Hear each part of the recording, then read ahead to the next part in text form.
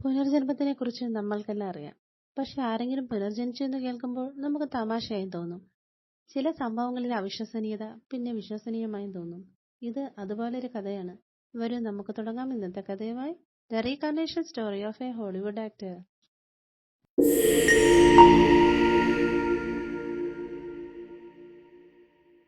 1903 പെൻസിൽവാനിയയിലെ ഫിലാഡൽഫിയയിലാണ് മാർട്ടിൻ ജനിച്ചത്.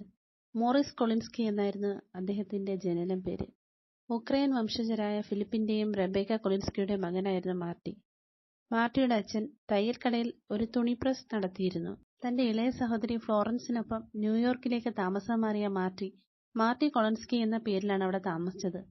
അവിടെ മാർട്ടി ഒരു നർത്തകനായി ജോലി ചെയ്തുകൊണ്ടിരിക്കും. 1925 ബ്രോഡ്വേയിൽ ഗേ പാരി എന്ന നിർമ്മാണ കമ്പനി നിർമ്മിച്ച ജോർജ് റാഫ്റ്റ് അഭിനയിച്ച നൈറ്റ് ആഫ്റ്റർ നൈറ്റ് എന്ന സിനിമയിൽ അഭിനയിക്കാൻ മാർട്ടിക്ക് അവസരം കിട്ടി. എന്നാൽ ആ സിനിമയിൽ അയാൾ ശ്രദ്ധിക്കപ്പെടാതെ പോയി. ഇതിൽ നിരാശനായ മാർട്ടിൻ ഏജൻസി തുടങ്ങുകയും ഒരു ടാലന്റ് ഏജന്റ് എന്ന നിലയിൽ വിജയം കൈവരിക്കുകയും ചെയ്തു. മാർട്ടിന് 4 ഭാര്യമാരും 6 കുട്ടികളും ഉണ്ടായിരുന്നു. 1964 അയാൾ ലുക്കീമിയ ബാധിച്ച് മരണമടഞ്ഞു. മാർട്ടിന്റെ മരണം നടന്ന് ഏകദേശം 40 വർഷം കഴിഞ്ഞപ്പോൾ, അതായത് 2004 ഒക്ലഹോമയിലെ മസ്ഹോഗിയിൽ ഒരു ആൺകുട്ടി ജനിച്ചു. റയൻ ഹാമൻസ് എന്നാണ് അവന്റെ പേര്. അവന്റെ മാതാപിതാക്കളുടെ പേര് സിൻഡി എന്നും കെവിൻ എന്നുമാണ്.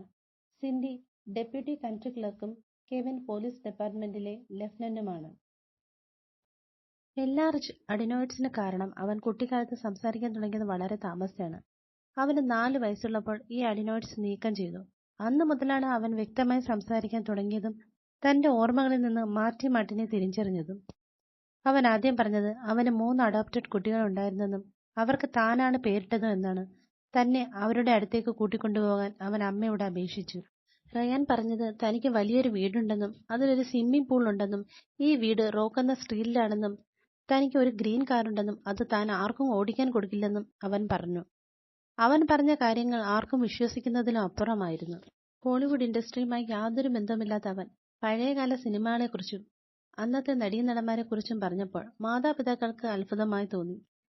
അവന്റെ അമ്മ ഹോളിവുഡിനെ കുറിച്ചുള്ള ബുക്സ് ലൈബ്രറിയിൽ നിന്ന് വാങ്ങുകയും അത് റയാനെ കാണിച്ചപ്പോൾ റീറ്റ ഹാവർത്തിനെയും മർലിൻ മൺട്രോയെയും അവൻ തിരിച്ചറിഞ്ഞു.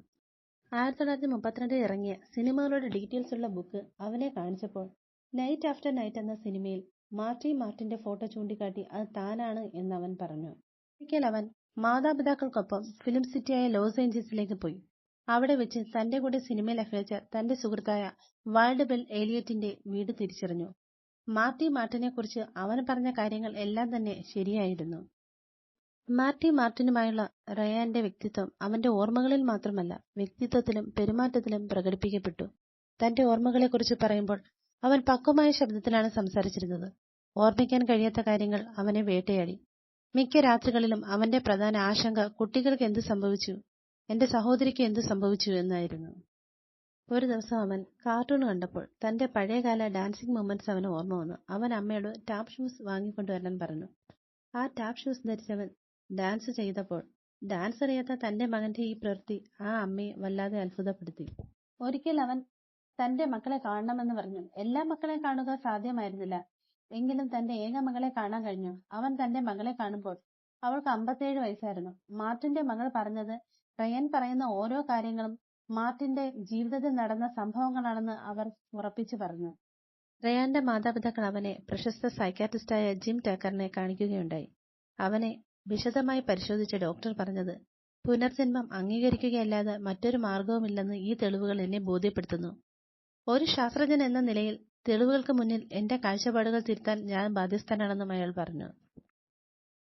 മരണമെന്നത് ഒരിക്കലും തിരിച്ചു വരാൻ കഴിയാത്ത ജീവിതയാത്രയാണെങ്കിൽ മറ്റു ചിലർക്ക് അത് പുതിയൊരു ജീവിതയാത്രയിലേക്കുള്ള തുടക്കമാണ്.